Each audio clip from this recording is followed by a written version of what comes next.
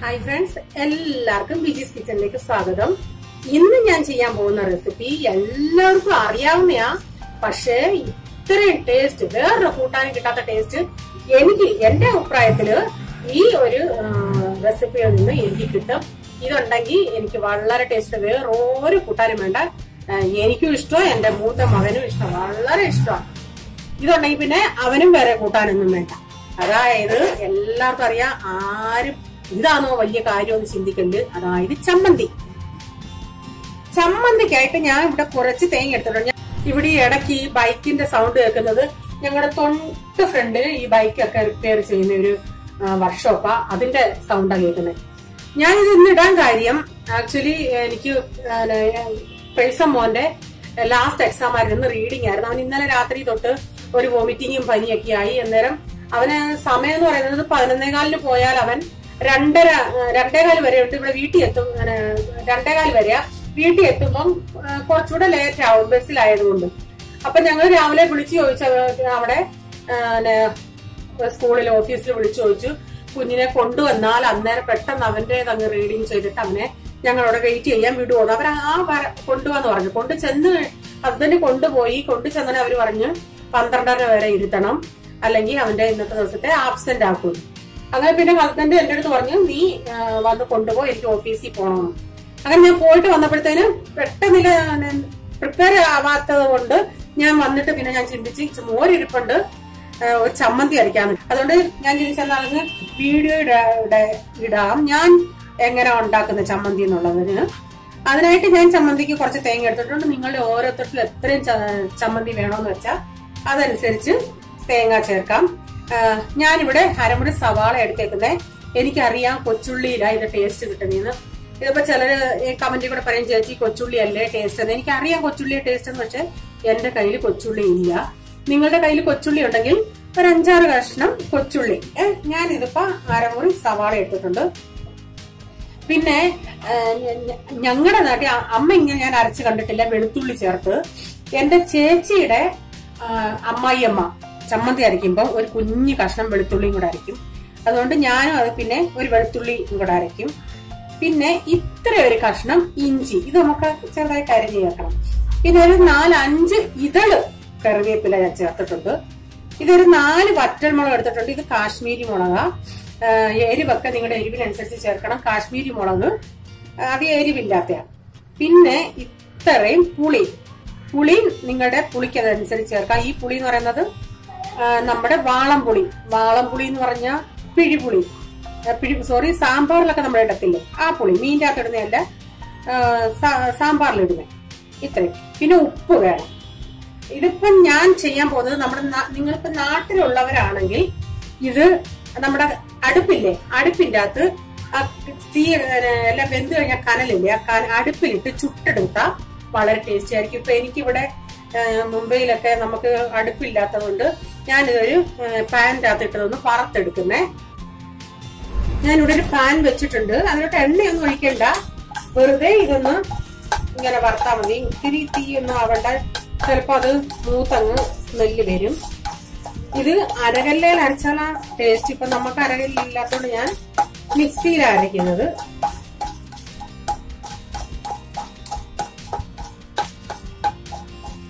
ഈ മുളകിന്റെ കളർ ഒന്ന് ചേഞ്ച്. ഇപ്പൊ ഇത് നല്ല വാടിയിരിക്കുക. ഇച്ചിരി ഒന്ന് മൂത്ത് വരുമ്പോൾ നമുക്കറിയാം, അതിന്റെ ഈ ഇളക്കുമ്പോ സൗണ്ട് തന്നെ കിളിയിലാ കേൾക്കും. പിന്നെ മുളകിന്റെ മണവും ഒത്തിരി വരാൻ തുടങ്ങും. പിന്നെന്ന് പറഞ്ഞാൽ ചിലർ ചിന്തിക്കും ഇതെങ്ങനെ വറന്നു എന്ന് അറിയുന്നത്. പിന്നെ അതിന്റെ തൊലിയുടെ അവിടെ ഇത്തിരി ചുമന്നോ കറുത്തോ ഒരിത്തിരി വ്യത്യാസം വരും. ഇതിപ്പോ നമ്മുടെ സോഫ്റ്റ് ആയിട്ട് കിടന്ന മുളകാ, അതിപ്പോ ഒന്ന് വീർത്ത് വന്നിട്ടുണ്ട്. തീ ഇച്ചിരി കുറച്ച് വെക്കണേ. ആദ്യം കൂട്ടി വെച്ചിട്ട് പിന്നെ കുറച്ച് വെച്ചാലും കുഴപ്പമില്ല. ഇടയ്ക്ക് വേണമെങ്കിൽ കൂട്ടുകയും കുറയ്ക്കുകയും ചെയ്യാം. അതുകൊണ്ടിപ്പോ ഇതിന്റെ പുറത്തൊക്കെ ബ്ലാക്ക് കളർ വന്നു തുടങ്ങിയിട്ടുണ്ട്.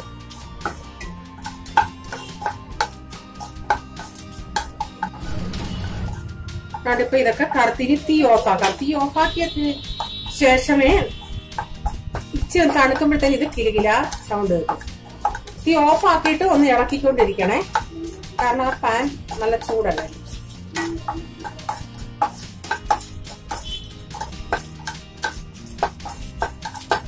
ഇപ്പൊ കണ്ടോ മുളകിന്റെ കളറ്.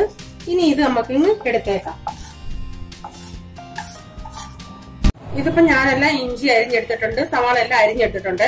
ഇനി നമുക്കിത് മിക്സിയുടെ ജാറിലിട്ട് അരച്ചെടുക്കാം. ഇതിലോട്ട് മുളക് ഇട്ടു, കറിവേപ്പില ഇടാം. പിന്നെ പുളി എടുക്കുമ്പോൾ പുളിയുടെ അരി ഇല്ലാതെ എടുക്കാൻ നോക്കണേ. ഇതെല്ലാം അങ്ങ് അടിയിലിടാം. ആവശ്യത്തിനുള്ള ഉപ്പൂടി ഇട്ട് കൊടുക്കാം. പിന്നെ തേങ്ങ ഇടാം. വെള്ളം ഒഴിക്കാതെ നമുക്കൊന്ന് അരച്ചെടുക്കാമേ. ഇപ്പൊ അഥവാ ഒത്തിരി അങ്ങ് ഉണങ്ങിയ തേങ്ങയാ ഒത്തിരി ഇട്ട് അരച്ചിട്ട് അതങ്ങ് പിരിപിരായി ഇരിക്കുവാണെങ്കിൽ 1 ടേബിൾ സ്പൂൺ എങ്ങാണം വെള്ളം ഒഴിച്ചൊന്ന് അരയ്ക്കാമേ. ഇതൊന്ന് ഞാൻ കറക്കിയെടുത്ത് കണ്ടിന്യൂസ് അങ്ങ് അടിക്കാതെ ഒന്ന് അരയ്ക്കണം, ഒന്ന് കറക്കണം, പിന്നെ നിർത്തണം, അങ്ങനെ ചെയ്യണേ. ഇതിനെ ഒന്ന് മിക്സ് ആക്കിയിട്ട് നമുക്ക് വീണ്ടും ഒന്നുകൂടെ അരച്ചെടുക്കാം. ഞാൻ വീണ്ടും ഒന്ന് കറക്കിയിട്ടുണ്ട്. നമുക്ക് ഉപ്പൊക്കെ ഒന്ന് നോക്കാം. ഉപ്പൊക്കെ കറക്റ്റ്. അഥവാ ഉപ്പ് കുറവാണെങ്കിൽ ഈ സമയം ചേർത്ത് കൊടുക്കണേ. ഞാനിപ്പോ അരച്ചൊരു പ്ലേറ്റിലോട്ട് ഇട്ടിട്ടുണ്ട്. ഇനി നമുക്ക് ഇതിനെ ഒന്ന് ഉരുള.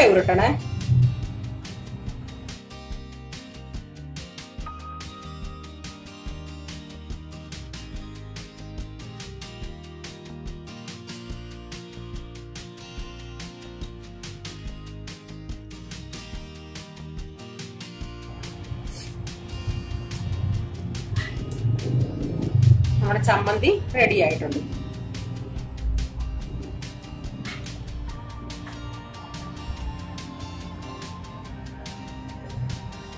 നമ്മുടെ ചൂട് ചോറും ചമ്മന്തിയും റെഡിയാണ്. ഇത് അറിയാൻ വയ്യാത്ത കുട്ടികളുണ്ടെങ്കിൽ ഒന്ന് ചെയ്ത് നോക്കുക. നിങ്ങൾക്കിത് പ്രയോജനമാവുമെങ്കിൽ അറിയാൻ വയ്യാത്ത മറ്റുള്ള ഫ്രണ്ട്സുകൾക്ക് ഇത് ഷെയർ ചെയ്യുക. സബ്സ്ക്രൈബ് ചെയ്യാത്തവർ പ്ലീസ് സബ്സ്ക്രൈബ് ചെയ്യുക. സബ്സ്ക്രൈബ് ചെയ്തതിനു ശേഷം താഴെ കാണുന്ന ബെൽ ബട്ടൺ പ്രസ് ചെയ്യുക. അങ്ങനെ ആകുമ്പോൾ ഞാനിടുന്ന വീഡിയോയുടെ നോട്ടിഫിക്കേഷൻ നിങ്ങൾക്ക് ലഭിക്കുന്നതായിരിക്കും. ഇനി ഒരു പുതിയ വീഡിയോയുമായി വരും വരെ bye. God bless you. Thank U.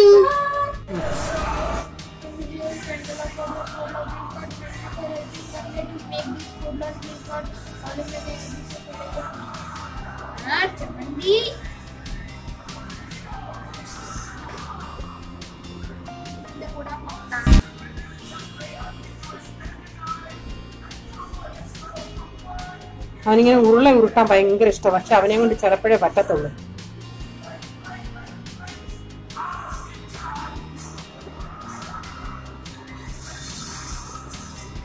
ചമ്മന്തി ഇട്ട് ഇളക്കും.